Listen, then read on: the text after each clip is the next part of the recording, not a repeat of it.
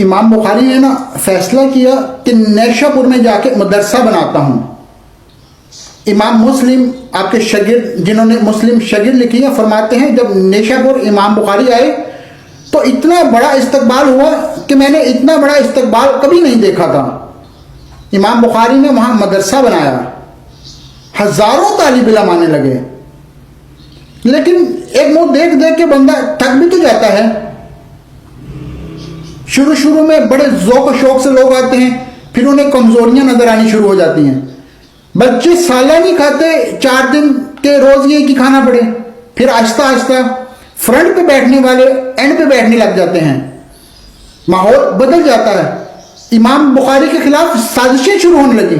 میں کسی عام آدمی کی بات نہیں کر رہا, پھر کہتا ہوں اس بندے کی بات جنہوں نے قرآن پاک کے بعد وہ کتاب لکھی جسے امت نے سب سے صحیح کتاب بیان کیا ہے. امام بخاری کے خلاف لوگ اتنے ہوئے کہ بادشاہ کو جا کے شکایت لگانے لگے, اور بادشاہ نے کہا کہ آج کے بعد اس کے مدرسے میں کوئی حدیث پڑھنے نہ جائے. امام مسلم کہتے ہیں اتنا بڑا استقبال بھی میں نے دیکھا, اتنا بڑا استقبال میں نے کبھی نہیں دیکھا تھا. اور وہ حال بھی میں نے دیکھا کہ امام بخاری پڑھانے والے تھے اور میں اکیلا پڑھنے والا تھا. ساری عمر کاٹے گد لکھا کیتے نہیں پیڑے, اب وقت آیا تھے محمد بخشا کوئی نہ بیٹھا نیڑے. کدھر گئے وہ عشق کے دعوے, کدھر گئے وہ وفا کے جذبے, کدھر گئی وہ غلامی کی باتیں, کہاں گئے وہ لوگ جنہوں نے کہا تھا ساتھ جیئیں گے ساتھ مریں گے, تا دم آخری وفا کریں گے. چلے جاتے ہیں لوگ, موڈ بدل جاتا ہے, کہانیاں بدل جاتی ہیں, ذہن بنا لیتے ہیں. امام بخاری نے نیشا پور چھوڑ کر ارادہ کیا کہ میں بخارا چلا جاؤں اپنے شہر. سنو یہ درد کی داستان ہے لوگوں, سنو. اس بندے کی بات کر رہا ہوں جس کا نام جپتی ہے دنیا. امام بخاری بخارا آئے, پھر بڑا استقبال ہوا, پھر بہت بڑا مدرسہ بن گیا. یہ وہ بندہ ہے جن کے بارے میں نبی پاک صلی اللہ علیہ وسلم فرماتے ہیں اسے میرا سلام کہنا. یہ وہ شخص ہے کہ شیخ ابو زہر کہتے ہیں کہ میں نے خواب دیکھی کہ حضور نے فرمایا مجھے کہ کب تک شافعی کی کتابیں پڑھتے رہو گے, میری کتاب کیوں نہیں پڑھتے؟ یا رسول اللہ صلی اللہ علیہ وسلم میں صدقے جاؤں, قربان جاؤں, میں لفظوں میں واری جاؤں, سونیا آپ کی کون سی کتاب ہے؟ فرمایا بخاری شریف پڑھا کرو, وہ میری کتاب ہے. جن کی لکھی کتاب کو میرے محبوب نے کہہ رہے ہیں کہ وہ میری کتاب ہے. بخارے میں پڑھا, استقبال ہوا. لیکن پھر بخارے کی پھر سربراہ نے, سردار نے کہا, خالد بن زید جو امیر تھا بخار تھا, امام بخاری کا خیال تھا کہ میں اپنے شہر آ جاؤں. اس نے کہا جی میرے بچے کو گھر آ کے پڑھایا کرو. آپ پڑھانے لگے, یہ نبی پاک کی حدیثیں ہیں, میں نے رسوا نہیں کر سکتا. جب سارے لوگ پڑھتے ہیں تیرا بچہ بھی وہاں بیٹھے گا. پھر ان کو پتہ نہیں کہ لوگ کس طرح کی سازشیں کرتے ہیں. اس نے کہا جی ٹھیک ہے میں اپنا بچہ بھیج دوں گا, پر جس وقت میرا بچہ کلاس میں ہو اس میں اور کوئی نہ ہو, اکیلا ہو میرا بچہ. امام بخاری فرمانے لگے کہ اگر کوئی اور آ کے کہے کہ میں نے بھی حضور کی حدیث سننی ہے تو میں کیسے منع کروں گا؟ ساروں کے بیچ بیٹھ کے پڑھے.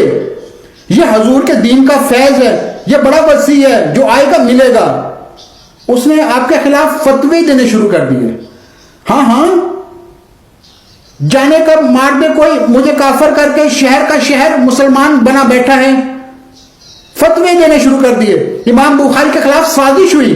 حکم ہوا کہ بخاری تو بخارا چھوڑ جا, یعنی اپنے وطن سے نکل جا, اپنے وطن سے بے وطن ہو جا. امام بخاری بے وطن ہو گئے.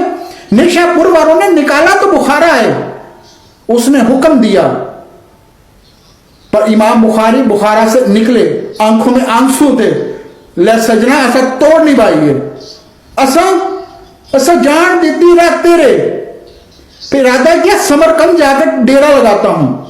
حضور کی حدیثیں تو پڑھنی سننی ہے نا یارو. بڑی تکلیف میں ہوں, بڑی تکلیف میں ہوتے ہیں. اپنے بھی کئی دفعہ اپنے بھی شکایتیں کر دیتے, اپنے بھی پیچھے ہونے لگتے ہیں. اب یقین کریں کہ کئی دفعہ دل کرتا ہے کہ ساری باتیں کرتے ہیں, تیری نہیں کرتے, تو نہ کرتا.